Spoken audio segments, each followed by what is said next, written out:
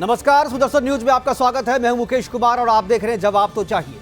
जवाब तो चाहिए में आज हम बात करेंगे गोरखनाथ मंदिर पर हुए हमले की, उस हमले की जो देखने में तो छोटा लग रहा है, लेकिन उसके पीछे छिपी एक गहरी साजिश है। क्या है वो साजिश, उसकी चर्चा करेंगे। उसके पीछे कौन कौन से लोग हो सकते हैं, उसकी भी चर्चा करेंगे। और आतंकी डॉक्टर जाकिर नाइक का इस हमले से क्या कनेक्शन है, यह भी जानेंगे। और मुंबई से आईआईटी मुंबई से केमिकल इंजीनियर की पढ़ाई करने वाला हमलावर अहमद मुर्तजा अब्बासी का असल मकसद क्या था, ऐसे दर्जनों सवाल हैं जिसका जवाब पुलिस और एटीएस ढूंढ रही है। क्या यह मामला हिंदुत्व पर हमला था? क्या यह हमला गजवाए हिंद के मकसद को पूरा करने में लगे लोगों का हमला है? क्या यह मुख्यमंत्री योगी आदित्यनाथ की हत्या की साजिश का रिहर्सल है? क्या गोरखनाथ मंदिर पर मुर्तजा का हमला एक साजिश है जिसमें वो सारे लोग शामिल हैं जो गजवाए हिंद को पूरा करना चाहते हैं? इन सब की चर्चा करेंगे और इसके साथ यह भी चर्चा करेंगे कि आखिर वो कौन लोग हैं जो इस गंभीर घटना को मामूली बताकर रफा दफा करना चाहते हैं। कौन है वो लोग जो अपनी खबर में इस हमले का जिक्र तो करते हैं, लेकिन हमले में शामिल अहमद मुर्तजा अब्बासी का नाम का जिक्र तक नहीं करते, क्योंकि इससे उनकी धर्मनिरपेक्षता खतरे में आ जाती है। करेंगे चर्चा, और चर्चा के लिए हमारे साथ कुछ मेहमान होंगे। बीजेपी प्रवक्ता दिनेश सिंह हमारे साथ होंगे, पूर्व डीजीपी अरविंद जैन भी हमारे साथ जुड़ेंगे, और राजनीतिक विशेषज्ञ के तौर पे सौरभ मालवीय भी हमारे साथ जुड़ेंगे। करेंगे चर्चा, मेहमानों से आपका परिचय करवाएंगे, लेकिन पहले देखते हैं एक रिपोर्ट के बाद चर्चा की शुरुआत करेंगे चर्चा की शुरुआत। और चर्चा की शुरुआत के लिए हमारे साथ तीनों मेहमान जुड़ गए हैं। सबसे पहले तीनों मेहमानों का स्वागत है और चर्चा की शुरुआत अरविंद जैन जी से मैं करना चाहूँगा। अरविंद जी, स्वागत है आपका। सौरभ मालवीय जी, आपका भी स्वागत है। और दिनेश सिंह जी, आपका भी स्वागत है। ये जो पूरी घटना हुई है, कल शाम करीब 7:30 बजे ये अटैक हुआ था, और हालांकि जो वहाँ पर मौजूद सुरक्षाकर्मी थे उन्होंने काबू पा लिया। कोई बहुत बड़ी घटना नहीं हुई वहाँ पर। अगर देखें नुकसान के हिसाब से तो केवल 2 जो सिपाही थे वहाँ पर, जो आरक्षी थे, वो घायल हुए हैं। लेकिन इस छोटी सी घटना से जो संदेश गया है, और जो आज कह रहे थे, जो डीजीपी जो कह रहे थे कि ये आतंकी साजिश भी हो सकती है, और मुर्तजा के लैपटॉप से जो चीज़ें सामने आई है वो आतंकी डॉक्टर जाकिर नाइक को सुना करता था। और एक तरीके से एक मुंबई से केमिकल इंजीनियर, मुंबई आईआईटी से एक केमिकल इंजीनियर किया हुआ आतंकी जब इस मकसद के साथ घुसता है गोरखपुर मठ में, गोरखपुर मंदिर में, तो उसका मकसद केवल आरक्षी को घायल करना नहीं था, उसका मकसद कुछ और भी हो सकता है। और उसका मकसद क्या हो सकता है, ये मैं आपसे जानना चाहता हूं, क्योंकि इस मठ के भीतर, इस मंदिर के भीतर ही योगी आदित्यनाथ जी का आवास भी है। वो जब यहाँ रहते हैं तो मंदिर के भीतर में रहते हैं। क्या आपको लगता है कि ये एक रिहर्सल था योगी आदित्यनाथ को, चूंकि पॉलिटिकल आप लड़ाई में हरा नहीं सके, तो उनकी हत्या की साजिश करने का जो इससे पहले भी हुआ था, जो क्या आपको लगता है कि ये जो हमला है ये योगी आदित्यनाथ की हत्या का रिहर्सल था? अरविंद, देखिए, ये कोई छोटी घटना नहीं है जी, ये बहुत बड़ी घटना है। गोरखनाथ मठ के ऊपर इस प्रकार से मुंबई से आकर उसके पास से प्लेन का टिकट मिला है, सिपाहियों की एसएलआर छीनने की उसने कोशिश की है। अगर अंदर वो श्रद्धालुओं पर अटैक कर देता अंदर जाकर, बिल्कुल, तो एक बहुत बड़ी सांप्रदायिक घटना भी घटित हो सकती थी। ये एक जो आप कह रहे हैं, ये भी हो सकता है कि ये कोई रिहर्सल हो, इसको कहीं से इसकी प्रेरणा मिल रही है। चाहे ये जाकिर नाइक जैसे लोग हों या जो भी हों, वो चाहते हैं कि इस प्रकार की घटना हो, क्योंकि जैसा आपने कहा कि इलेक्शन में पार नहीं पाए, तो इस प्रकार की घटना करके और एक चुनी हुई सरकार को इस प्रकार से चैलेंज किया जा रहा है। वहाँ पे जाके रहते हैं मुख्यमंत्री जी, बिल्कुल, और ये बहुत बड़ी घटना है। और इसमें बहुत अच्छा किया गया है कि एटीएस, एसटीएफ सबको लगाया गया है, एनआईए का इसमें सपोर्ट लिया जा रहा है, इसमें मुंबई का एंगल आ रहा है, इसमें नेपाल का एंगल आ रहा है। बिल्कुल, इन सबको खंगाला जाना चाहिए, और इन सबको खंगाल के जो भी इसके पीछे लोग हैं, जिन्होंने साथ में मिलकर रैकी की है, जिन्होंने इस घटना को अंजाम तक पहुंचाने में मदद की है इस युवक की, इन सब के खिलाफ कार्रवाई होनी चाहिए, कड़ी से कड़ी कार्रवाई की जानी चाहिए। और जितने भी इस प्रकार के संवेदनशील मठ हैं, धार्मिक स्थल हैं, उनकी सुरक्षा यूपी पुलिस ने चाक चौबंद की है, सुदृढ़ की है। ये बहुत अच्छा किया है, और आगे आने वाले समय में यूपी पुलिस को बड़ा सतर्क रहना होगा। बिल्कुल, आने वाले समय में सतर्क रहना पड़ेगा, और आने वाले समय में और भी इस तरह की घटनाएं सामने हो सकती है, इसलिए सतर्क रहना जरूरी भी है। हमारे साथ दिनेश सिंह जी हैं। दिनेश सिंह जी, क्या आपको लगता है कि ये जो घटना है ये एक समुदाय विशेष के द्वारा, ये एक आतंकी विशेष के द्वारा जो इस तरीके की घटनाएं होती है, खासतौर पे ये हमला जो है हिंदुत्व पे हमला या गजवाए हिंद को मानने वाले जो लोग हैं, जो उस मकसद को भारत में पूरा करना चाहते हैं, वही लोग हैं? या आपको लगता है कि ये एक पॉलिटिकल अटैक भी हो सकता है, या जो लोग राजनीतिक रूप से पार नहीं पा पाए योगी आदित्यनाथ से या बीजेपी से, वो इस तरीके की चीज़ों का सहारा ले रहे हैं? और ये अभी जो तस्वीर आप देख रहे हैं, योगी आदित्यनाथ अभी पहुंचे हैं इस हमले के बाद, पहली बार गोरखनाथ मंदिर पहुंचे हैं हमले के बाद से, और खुद से उस घटना का निरीक्षण कर रहे हैं, और उनके साथ सुरक्षाकर्मी भी है, और वो उस जगह पे है। एग्जैक्टली ये वही जगह है जहां पर कल 7:30 बजे के आसपास मुर्तज़ा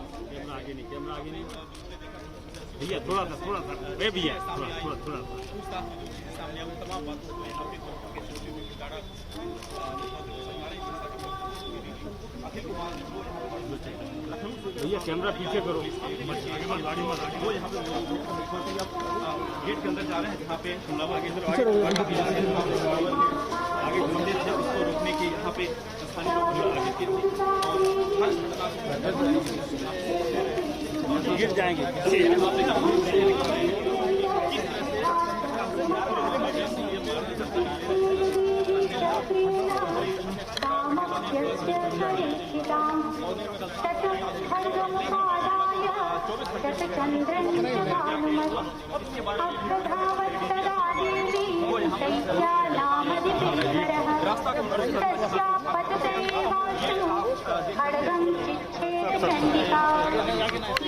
योगी आदित्यनाथ खुद पहुंचे हैं गोरखनाथ मंदिर, गोरखनाथ मठ, जहां पर यह कल हमला हुआ था। वहां निरीक्षण किया, उसके अस्पताल में मिलने भी गए, उन आरक्षियों से मुलाकात भी की है जो घायल हुए थे इस हमले में, और हमारे साथ सारे मेहमान बने हुए। दिनेश जी, हमारा जो सवाल था आपसे कि क्या ये पॉलिटिकल हमला आप मानते हैं, आतंकी हमला मानते हैं, क्या आपकी पहली प्रतिक्रिया है? क्या आपको लगता है कि मुख्यमंत्री, देखिए गोरखनाथ मठ पे इससे पहले भी हमला हुआ, क्या आपको लगता है कि मुख्यमंत्री योगी आदित्यनाथ आतंकियों की निशाने पर है?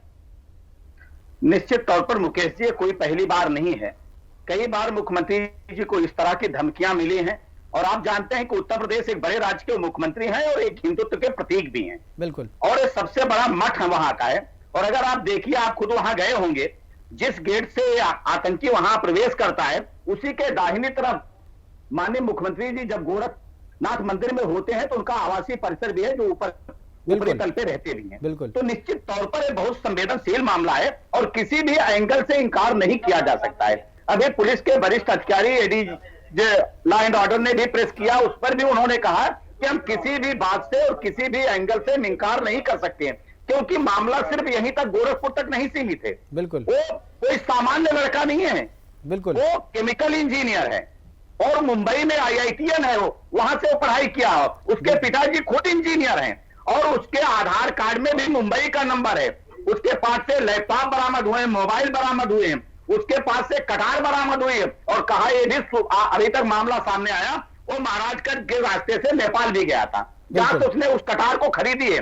अगर वो हमारे बहादुर जांबाज, अगर उनको सिपाही इनको अगर उन पर नियंत्रण ना कर पाते तो पता नहीं है क्या करता। बिल्कुल। और निश्चित तौर पर हो सकता है जब इसकी तह में जाएंगे तो पता चलेगा इसका लक्ष्य क्या था, इसका टारगेट क्या था, क्या ये रिहर्सल है कि कुछ और, इसके दिमाग में क्या चल रहा था। और इसकी तह में सरकार जो प्रशासनिक अमला इसकी तह में जाएगा और पता करेगा कि इसके दिमाग में इस तरह के फितूर पैदा करने वाले लोग कौन थे। ये बड़ी यही मछली है कि इसके पीछे बड़ी मछली भी है, मगरमच्छ भी अगर होंगे तो उन तक भी हमारी एजेंसियां पहुंचेंगी।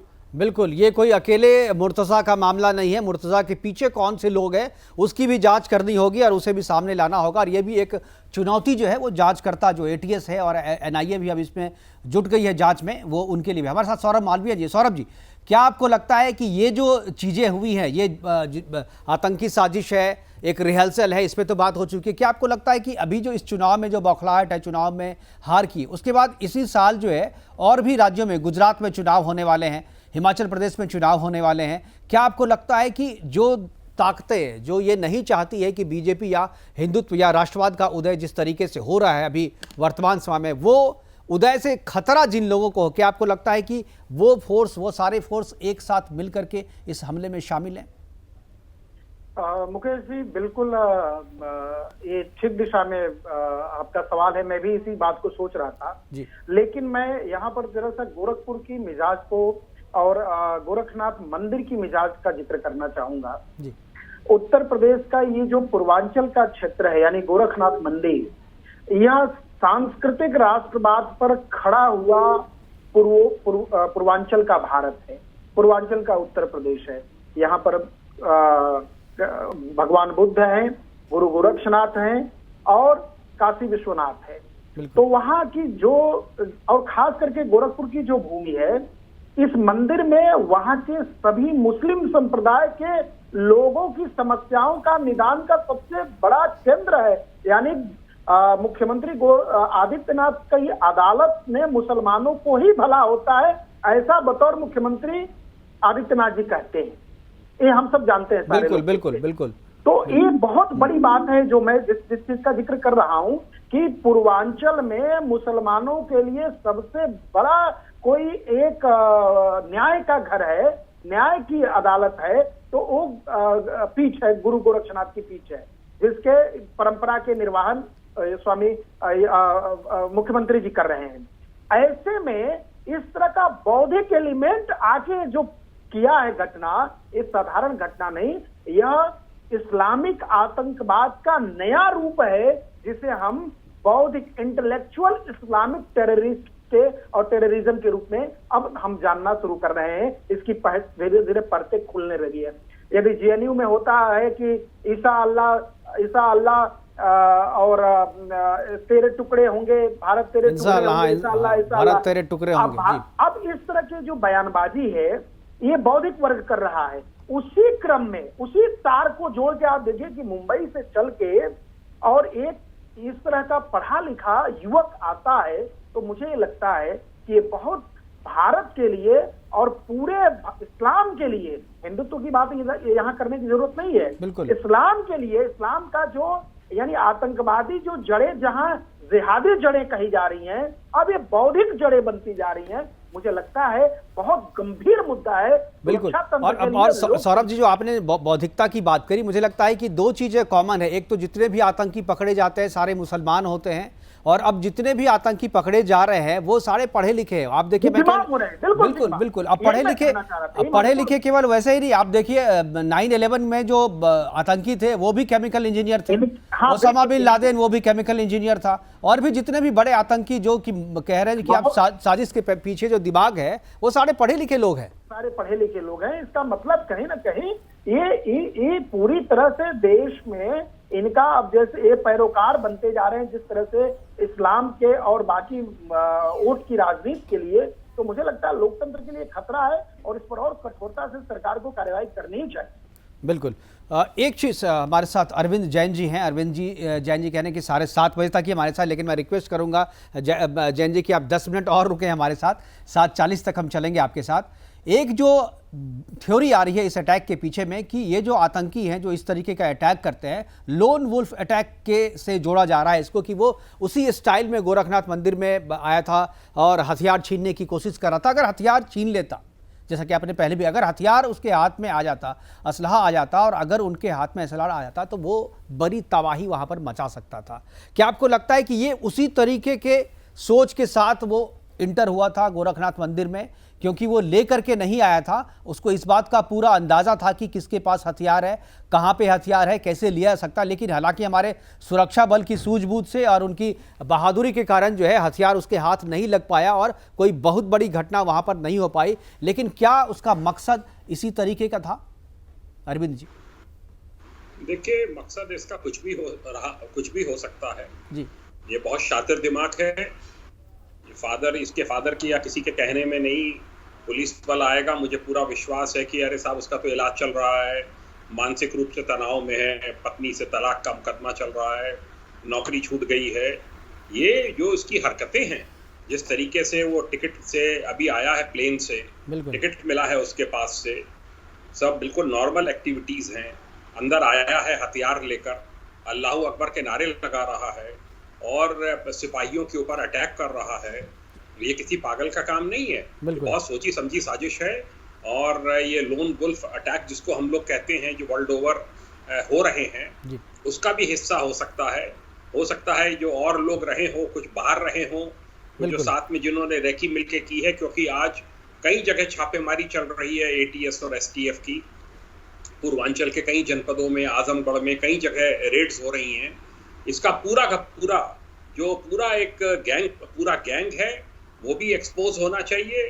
कौन कौन लोग हैं, कहाँ से इनको प्रेरणा मिली, किन किन के टच में थे।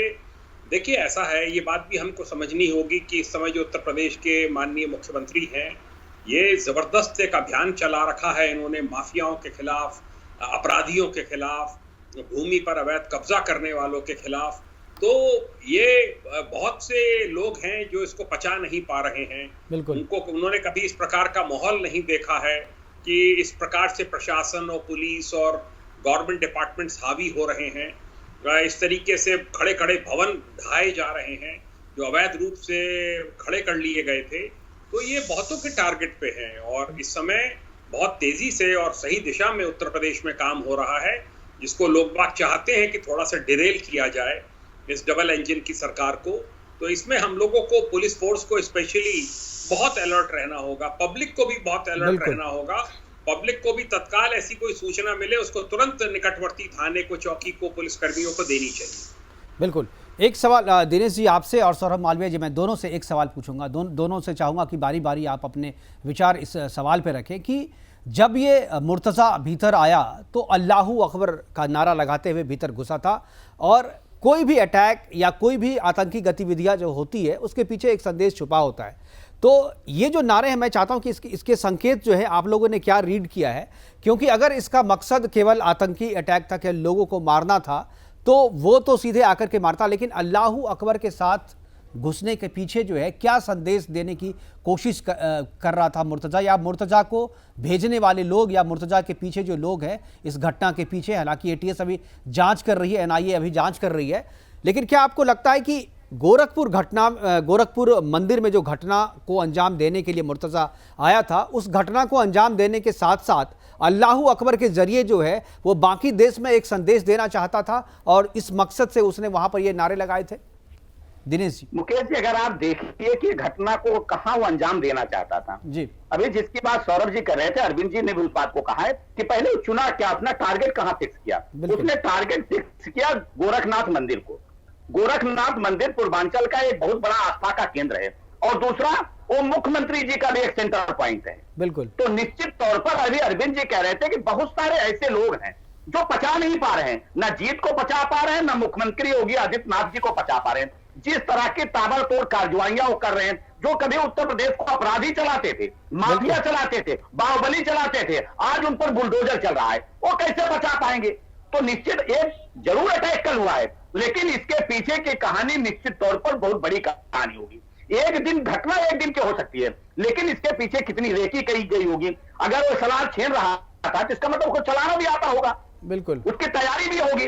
अभी जैसे जैसे एजेंसियां उनकी तह में जाएंगी, पूछताछ होगी, नए नए खुलासे सामने आएंगे। ये योगी आदित्यनाथ जी की सरकार है मुकेश जी। मैं इतना कहना चाहता हूं उत्तर प्रदेश की जनता से और देश की जनता से, और योगी और मोदी जी की सरकार है। यही अपराधी, यही आतंकवादी होते थे, किसी भी जिले में किसी भी जगह जाकर बम विस्फोट कर देते थे, चले जाते थे। आज जब से योगी जी की सरकार है, जब से देश में मोदी जी की सरकार है, किसी भी घटना को अंजाम नहीं दे पा रहे हैं, ये इनकी पीड़ा है। और आपका जो मूल सवाल था कि मंदिर में प्रवेश करते हुए एक जो नारा लगाता है, निश्चित तौर पर एक संदेश को देना चाहता है। उस संदेश के पीछे उसका लक्ष्य भी वही है, उसका टारगेट भी यही है कि वो मंदिर पर अटैक करता है, और उस मंदिर पर अटैक करने के साथ साथ वो नारे भी लगाता है। तो एक मैसेज देना चाहता है, निश्चित तौर पर उनको मैसेज देना चाहता है जिन लोगों ने इसको कहीं ना कहीं ट्रेंड करके इसके दिमाग में इस तरह के खुरापात को भरकर यहां तक भेजा होगा। ये तो जांच में पता चलेगा, और दूध का दूध, पानी का पानी। बिल्कुल। मालवीय जी, सौरभ मालवीय जी, क्या आपको लगता है ये जो अल्लाहू अकबर का जो नारा था, क्या ये हिंदुत्व पे अटैक या हिंदुत्व पे हमला करने का संकेत था कि अब यहाँ पे हमने कहा बाकी जो और, चूंकि ये कभी भी इस तरीके के हमले एक जगह होते हैं, एक आदमी के साथ नहीं होता, ये और भी इनके लोग होते हैं चेन में, जो आज यहाँ किया कल दूसरी जगह करेगा, तो उनको एक मैसेज देने के लिए भी एक संकेत वहाँ से चलता है। क्या आपको लगता है कि ये जो नारा अल्लाहू अकबर कह करके जो अंदर घुसा था मुर्तज़ा, वो हिंदुत्व पे हमला का एक संकेत है? देखिए, इस बात से नकारा नहीं जा सकता है। यहाँ समझने की जरूरत है यह कि यह उत्तर प्रदेश 2017 के पहले का उत्तर प्रदेश नहीं है जी। 2017 के उत्तर प्रदेश में जंगल राज था, आतंकवाद का भी बोलबाला था और आतंकियों का भी बोलबाला था। यह देश 2014 से पहले जम्मू कश्मीर कुछ और था, आज जम्मू कश्मीर में कुछ और है। इस पूरा इंटरनेशनल एक ऐसा वातावरण बना है जहां पर भारत खड़ा है, जहां पर भारत दौड़ रहा है। खास करके उत्तर प्रदेश के संदर्भ में देखें तो जो सही बात कह रहे थे डीजी साहब, पूर्व डीजी साहब जी, जैन साहब बहुत ठीक बात बता रहे थे। मैं उस बात से सहमत हूं कि यहां पर मनोबल टूटा हुआ है आतंकवादियों का, अपराधियों का, भ्रष्टाचारियों का, सभी प्रकार से इस उत्तर प्रदेश में। ऐसे में हमला के लिए हमला नहीं है, बल्कि एक जागृति के लिए हमला है, एक मनोबल को बनाए रखने के लिए जो उनकी चेन बनी हुई है, उस चेन में, उस साजिश को फिर से कहीं ना कहीं खड़ा करने के लिए एक बड़ा संदेश देने का उनका ये असफल प्रयास है। न कि यह केवल एक व्यक्ति आएगा और घूम के चला जाएगा, चाकू चला देगा, हथियार चला देगा और कुछ दो चार को मारने का प्रयास करेगा। ये दुस्साहस है। एक संदेश दिया जा रहा है उसके द्वारा और उसके गैंग और उसके गुरुओं के और उसके गुरुओं के, यानी कुल मिला के उसके आकाओं के द्वारा ये मैसेज देने के कि जमात खड़ी हो जाओ, लोग खड़े हो जाओ, चिंता मत करो, अभी भी तुम हो। कुल मिला के मेरा एक कहना है कि पूरी तरह से ये टूटे हुए हैं, ये इनके मारे जा रहे हैं, बंद हो रहे हैं, जेल में जा रहे हैं, सभी प्रकार से ध्वस्त हैं। ऐसे में मनोबल को जगाने के लिए और हताशा, निराशा और अपराध फिर से शुरू करने की यह एक निरर्थक प्रयास है। बिल्कुल अरविंद जी, एक जो ये जो पूरे जांच में जो जाकिर नाइक का जो नाम आ रहा है कि जाकिर नाइक ने माइंड वॉश किया था, वो उसके वीडियोस देखता था और जाकिर नाइक पे इससे पहले जो बांग्लादेश में जो आतंकी घटना हुई थी उसमें सीधे तौर पे जाकिर नाइक का नाम आया था, क्योंकि वहाँ जो अटैकर था वो भी जाकिर नाइक के वीडियोज़ देखता था और उससे मिलता भी था। जाकिर नाइक जैसे लोग से, अब पुलिस अधिकारी है, मैं आपसे टेक्निकली ये जानना चाहता हूं कि आप जैसे लोग जब ये जांच करते हैं, जब पुलिस जांच करती है, तो जाकिर नाइक जैसे लोग से प्रभावित लोग जिसका माइंड वॉश कर दिया जाता है, एक पढ़ा लिखा मुंबई IIT का इंजीनियर, केमिकल इंजीनियर, उसको जाकिर नाइक जैसा व्यक्ति कैसे आतंकी बना देता है? इस तरीके के लोगों से निपटने के लिए पुलिस क्या करती है और इस तरह से क्या आप सजेशन देंगे, क्या आप कहेंगे कि इस तरीके के लोगों से कैसे निपटा जाए और क्या उपाय पुलिस को करना चाहिए, समाज को करना चाहिए, सरकार को करना चाहिए? ये तो देखिए परिवार से शुरुआत होनी चाहिए जी। परिवार वाले निगाह रखें, दोस्त हैं, साथ के लोग हैं, वो निगाह रखें कि भाई ये कोई किसी गलत रास्ते पे तो नहीं जा रहा है।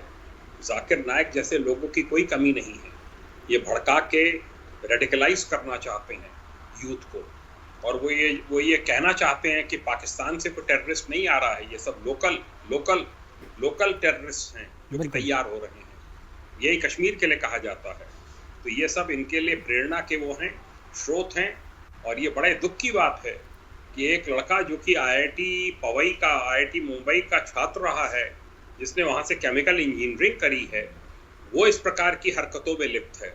और उसके घर वाले अभी भी उसकी गलती ना मानकर उसको कभी कह रहे हैं मानसिक दबाव में था, कभी कह रहे हैं कि साहब ये तो इसका इलाज चल रहा था।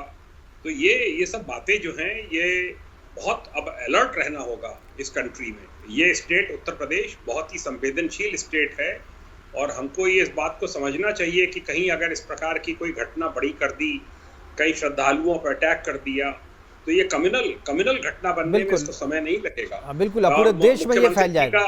मुख्यमंत्री जी का, योगी जी का यही एक वो है कि कोई दंगा मुक्त प्रदेश है, तो लोग चाहते हैं कि इसमें जो है दाग लगे। बिल्कुल। एक चीज़ मैं दिनेश जी और अरविंद जी और सौरभ मालवीय जी, हम तीनों से मैं जानना चाहता हूं कि लोगों को पता, ये कोई पहली बार नहीं है कि जाकिर नाइक का नाम जो है इस तरीके की चीज़ों में आया है कि वो माइंड वॉश करता है और जो मुस्लिम युवा हैं खासतौर पे उसे आतंकी बनाने की जो आतंक की फैक्ट्री है उसमें ट्रेनिंग देता है और उसके ब्रेन को पूरी तरीके से वॉश कर देता है। और जितने भी जाकिर नाइक चूंकि भारत के बाहर बैठा हुआ है और हम लोगों ने पूरी सीरीज चलाई थी जाकिर नाइक के खिलाफ, उसके बाद ही उसे बाहर जाकर के रहना पड़ रहा है, वो भारत में कदम नहीं रख सकता यहाँ पे। मैं एक चीज़ जानना चाहता हूं कि क्या YouTube के वीडियोस देख करके ये सारे लोग इस तरीके से ब्रेन वॉश करवा रहे हैं या कर रहे हैं? परिवार वाले भी मिलकर देखते हैं। मैं तो बहुत सारे ऐसे लोगों को भी जानता हूं मुस्लिम, जो पूरा परिवार जाकिर नाइक का जो है वो फ़ैन है। तो जब जाकिर नाइक को देख करके युवा आतंकी बन रहे हैं तो सरकार जाकिर नाइक के वीडियो पे बैन क्यों नहीं करती है? बहुत सारी वीडियोज हैं जो सरकार चाहे उसको तो बैन कर सकती है, वो उसको देखने पे, दिखाने पे। तो क्या आपको लगता है कि यह भी एक उपाय हो सकता है कि जाकिर नाइक का अगर नाम आ रहा है, कोई पहली बार नहीं आ रहा है, तो जाकिर नाइक के जितने भी वीडियोस हैं उसको देखना बैन किया जाना चाहिए भारत में? दिनेश जी, मैं सबसे पहले आपसे जानना चाहता हूं, चूंकि अब सरकार की जी मुकेश जी, देखिए इसी देश में पहले उसको लोग सामाजिक कार्यकर्ता कहते थे जी, उसको धर्म गुरु कहते थे, उसको समाज को बिल्कुल, लेकिन हम लोगों ने उसे एक्सपोज किया था और हम लोगों ने पूरी सीरीज बिंदास बोल में सुरेश चौहान के जी ने, हमारे सीएमडी ने पूरी जो है सीरीज चलाई थी और उसके बाद भारत छोड़ करके जाने को मजबूर हो गया था जाकिर नाइक। तो मैं चाह रहा हूं कि भाई ठीक है, आप जो चेतना जो जगाने का काम है वो चेतना तो जगाए, लेकिन सरकार को अपनी तरीके से भी करना चाहिए। जैसे बहुत सारी चीज़ों पे बैन है, आप इंटरनेट पे बैन कर सकते हैं, बहुत सारी वीडियोस पे आप बैन कर सकते हैं। मुश्किल है लेकिन ये असंभव कार्य नहीं है, आप इसे किया जा सकता है। अरविंद जी, क्या आपको लगता है कि ऐसा किया जाना चाहिए उपाय के तौर पे? मॉनिटरिंग के लिए बहुत सी साइबर लैब्स बनाई गई हैं जी, इंडिया में बनाई गई हैं, यूपी पुलिस की भी हैं जी, उनसे मॉनिटरिंग होती है कि किस प्रकार के वीडियोस चल रहे हैं, उन पर कौन लाइक कर रहा है, कौन क्या क्या उसमें उसको फॉलो कर रहा है, ये सब होता है। पर इतने एक्चुअली बड़ी स्टेट है 24-25 करोड़ की आबादी की कि एक बहुत अच्छे तरीके से उसको स्कैन कर पाना, उसको समझ पाना कि कौन कौन इसमें इन्वॉल्व है, ये बड़ा मुश्किल हो जाता नहीं, है। ये मुश्किल, ये लड़का तो अरविंद जी, मैं इसलिए कह रहा हूं कि मुश्किल तो कोई नया व्यक्ति अगर ऐसा कर रहा है तो उसे ढूंढना मुश्किल है, लेकिन अभी तो आपको पता है कि जाकिर नाइक कर रहा है, तो एक पता है कि जाकिर नाइक की वीडियोस देख करके लोग आतंकी हो रहे हैं, तो जाकिर नाइक को बैन करना कोई बहुत मुश्किल काम तो नहीं है। नहीं, वो ठीक कह रहे हैं आप, बिल्कुल ठीक कह रहे हैं। सोशल मीडिया की निगरानी करनी चाहिए हमारी साइबर लैब्स को, क्योंकि ये मुंबई में बेस था, मुंबई में रह के देख रहा था, यहाँ के निगाह में नहीं आया होगा, यहाँ इस प्रकार की कोई इसकी गतिविधि प्रकाश में नहीं आई होगी गोरखपुर की।